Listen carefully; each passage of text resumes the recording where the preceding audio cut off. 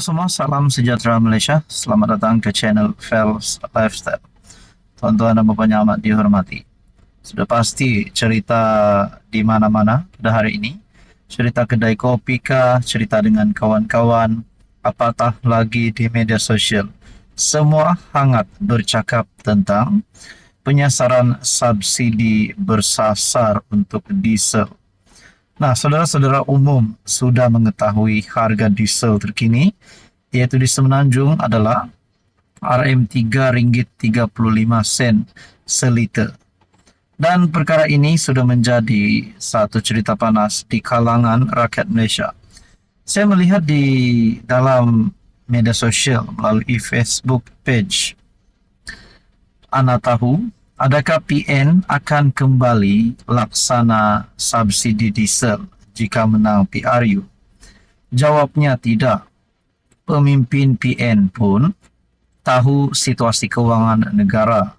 Anwar hanya mewarisi apa yang mereka tinggalkan. Dan bahkan daripada pimpinan PN ataupun PAS juga melalui Taqiyuddin Hasan. Berkaitan dengan penyasaran subsidi, PAS mengalu-alukan matlamat baik kerajaan. Dan saudara-saudara di dalam ruangan komen melalui entry Facebook page Ana Tahu, ada yang berkata di sini subsidi masih ada tapi dalam bentuk tunai. Sekarang ni kerajaan nak elakkan ketirisan subsidi oleh warga asing dan aktiviti penyeludupan di sempadan. Subsidi masih ada, cuma walaun je buat-buat tak faham. Umum juga mengetahui Datuk Seri Anwar Ibrahim sudah membuat kenyataan bahawa ini adalah demi kebaikan negara. Dan tidak lain dan tidak bukan, kita juga ingat akan janji Anwar pada tahun 2022, kalau tak silap, yaitu Anwar ingin menurunkan harga minyak. Namun sekarang lain yang jadi.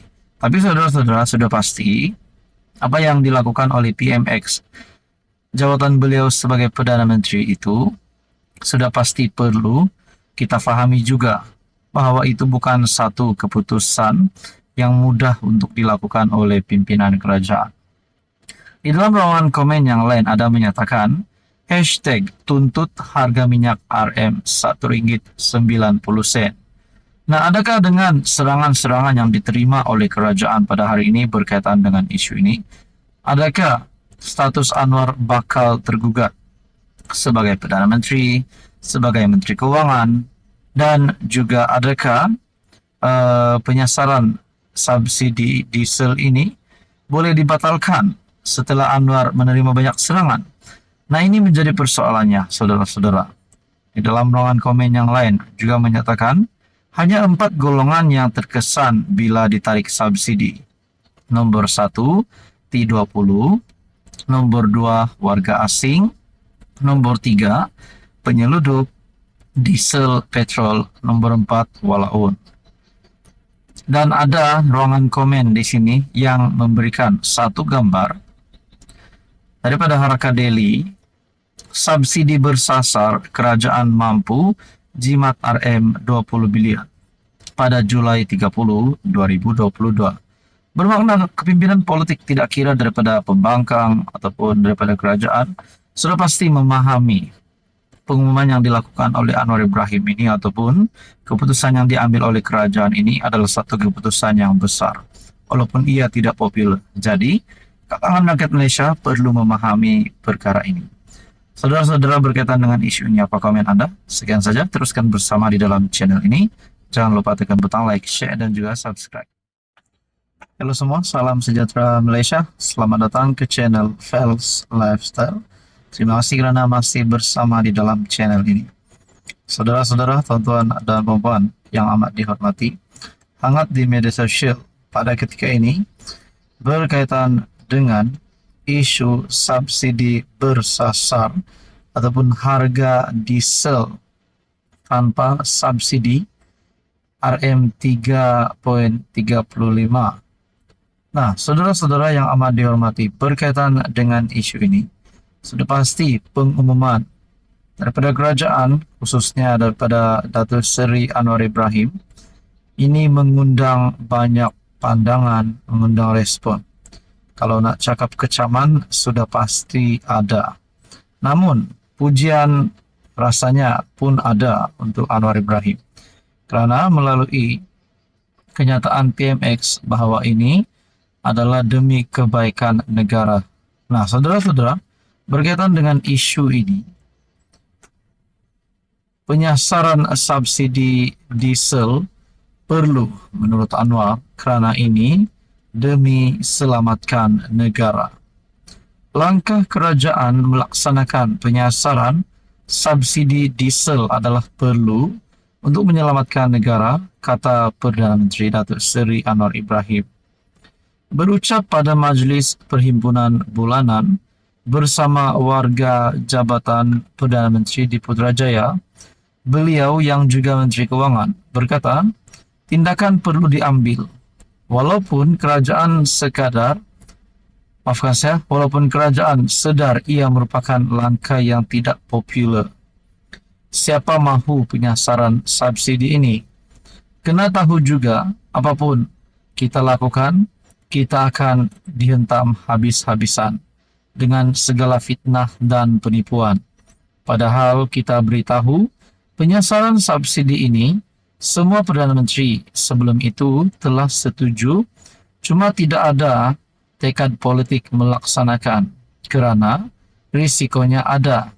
Tapi untuk selamatkan negara, kita tak ada pilihan, katanya. Kerajaan mengumumkan harga diesel di semua stesen runcit Semenanjung ditetapkan pada kadar 3 RM3.35 bagi setiap liter, iaitu harga pasaran tanpa subsidi bermula tengah malam tadi. Saudara-saudara, berkaitan dengan isu ini, akhirnya ini komen daripada kepimpinan politik daripada pembangkang, iaitu Parti PAS. Harga diesel PAS bimbang kemungkinan kesan negatif. PAS mengalu-alukan matlamat baik yang digariskan kerajaan berhubung langkah penyasaran subsidi diesel menerusi pengumuman yang dibuat oleh Menteri Kewangan II Amir Hamzah. Namun, Setiausaha Agung PAS Taqiyuddin Hasan berkata pihaknya bimbang dengan pelaksanaan dasar itu. Pada masa sama, PAS berasa perlu menyuarakan kebimbangan berkait pelaksanaannya, terutama sekali kemungkinan kesan negatifnya ke atas kehidupan rakyat. Nah, saudara-saudara, saya melihat di media sosial memang ada serangan yang diterima oleh kerajaan yang tidak bersetuju dengan harga diesel pada hari ini. Nah, berkaitan dengan ini, adakah ini boleh membawa kepada bermulanya kejatuhan kerajaan? Nah, itu menjadi persoalannya. Namun kalau kita cuba fahami apa yang dinyatakan oleh PMX bahawa ini adalah demi kebaikan negara walaupun langkah ini tidak popular. Nah, saudara-saudara yang amat dihormati semua, sudah pasti ada kecaman. Bahkan Datuk Seri Anwar Ibrahim sendiri mengaku akan ada kecaman. Namun saudara-saudara, berkaitan dengan isu ini, kita perlu mengambil sisi positifnya. Dan persoalan yang seterusnya adalah, adakah selepas ini juga harga petrol juga akan mengalami seperti hari ini di mana harga diesel tanpa subsidi? Adakah selepas ini harga minyak petrol pun akan sama seperti diesel, yaitu penyasaran subsidi? Dan persoalan yang kedua, adakah selepas ini bukan saja di Semenanjung, tapi Sabah, Sarawak dan Labuan pun akan turut kena berkaitan dengan penyasaran subsidi ini?